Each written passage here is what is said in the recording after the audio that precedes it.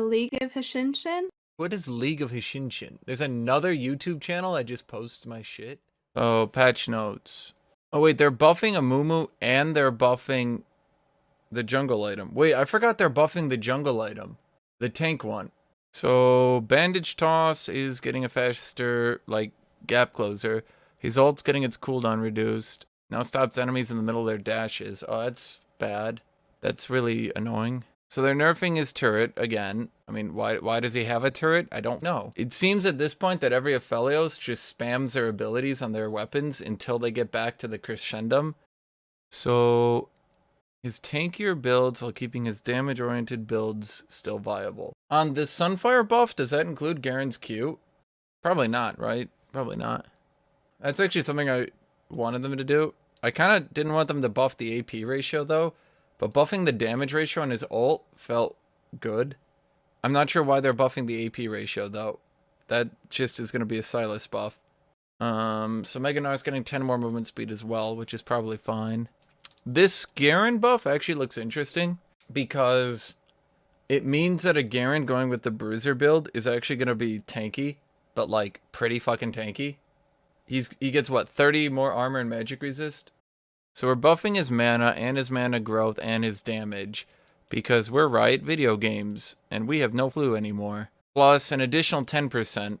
That means the dude's gonna be coming out at like 150 armor with nothing. It doesn't say it's bonus armor. Increases his, oh no, bonus, okay, so, oh, that's weaker then. That's much weaker than I thought it was gonna be. The thing I do like is at least for people like Riste, it does allow you to like farm for Garen, you know?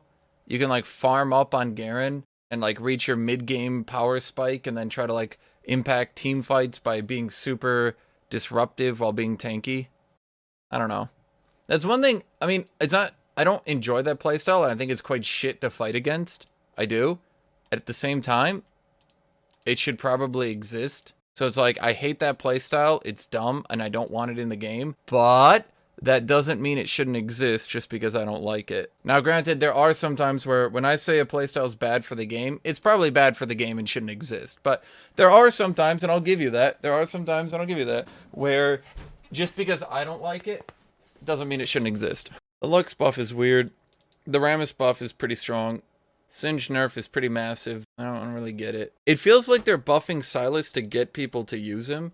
I'm not saying a 20 damage nerf isn't a big deal, but when you look at him as a burst champion, a 20 damage nerf isn't a big deal. Like when they buff LeBlanc, didn't they buff her chains by like 40? Tanks? Laning again? Mages? Oh god, I'm gonna throw up. How dare they think it? How dare they think tanks should possibly beat mages? No, they're only there to cheese bruisers out of the game.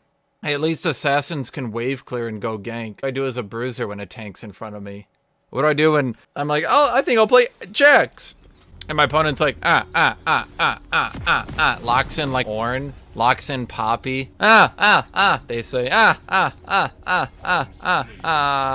that fool. Remember, armor reduces turret damage, magic resist does not reduce turret damage, but ability power does more damage against turrets than than attack damage does. Because they get to build armor, reducing my turret's damage.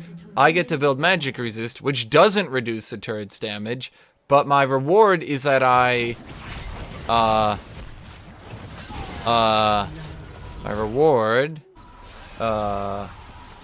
dude, at least most tanks were nerfed to the point where, like, you could at least beat them up early game.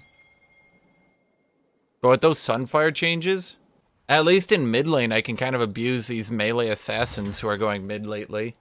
Even if it's a mage, Diana is still way more abusable in mid lane than, say, Singed is abusable top lane. Wow, I'm bad at last hitting. It's okay, he's about to be worse. Idiot. Idiot. Idiot. Idiot. I wish my minions responded like that when a ranged champion was fighting me, man.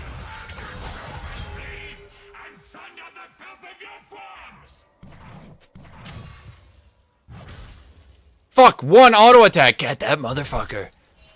My minions are like, you know, he autoed you 5 times. You know, who gives a shit? Like, was it 9 times? No. Well, you know, then why do we care?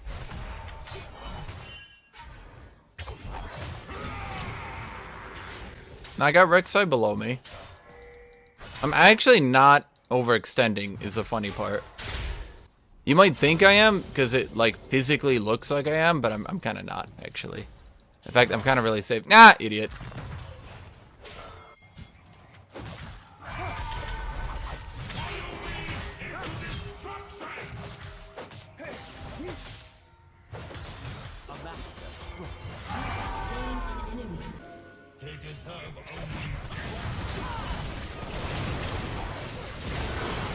Oh, okay. I thought we were trapping him, but instead, he was trapping us.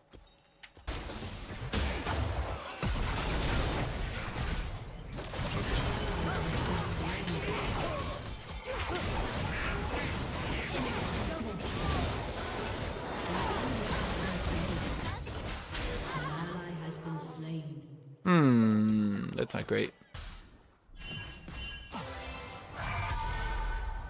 He's literally just running at me the entire game.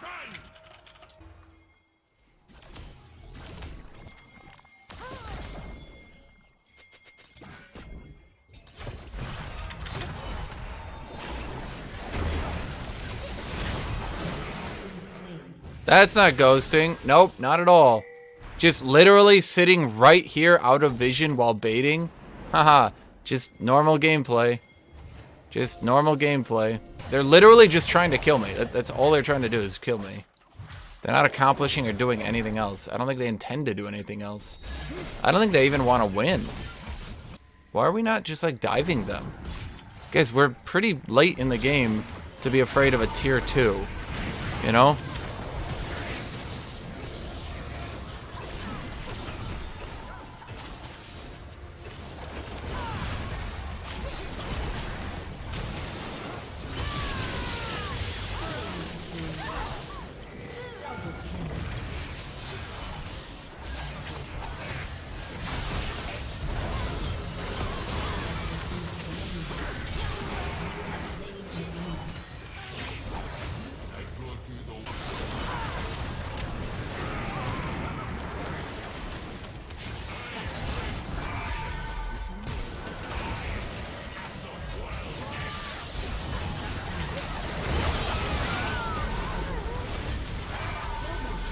Ah! Things I hate about Diana. The fact that she starts auto-attacking bruisers to death. The fact that she can get Nashor's Tooth. The fact that she can get Merlinomicon. The fact that she can get Landry's Torment.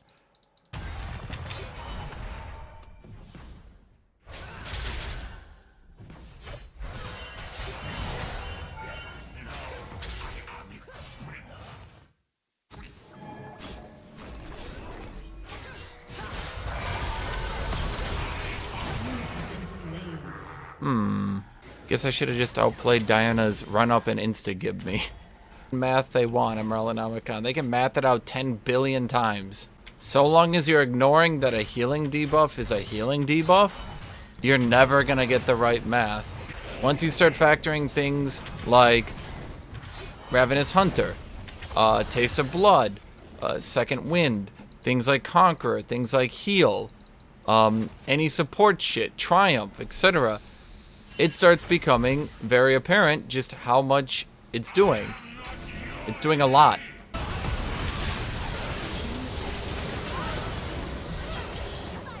Huh.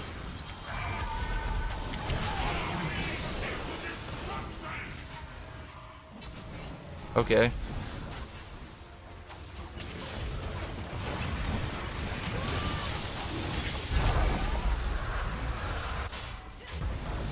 Ironically, I think Trinity is the only bruiser item that's actually fairly cost.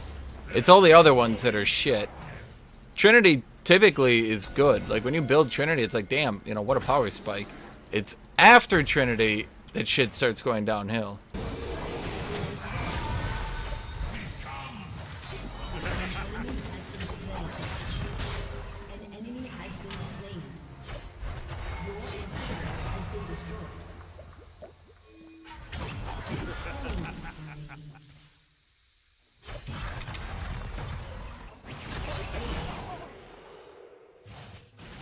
Ah! I agree that bruisers are bad, but genuine question, how is TF Blade climbing with Jax despite their counter picks in KR?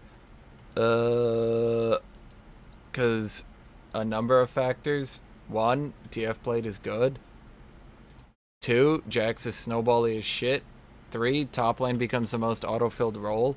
Four, aren't there like numerous posts out there of like other Korean top laners kind of complaining because TF Blade kind of plays in a lame playstyle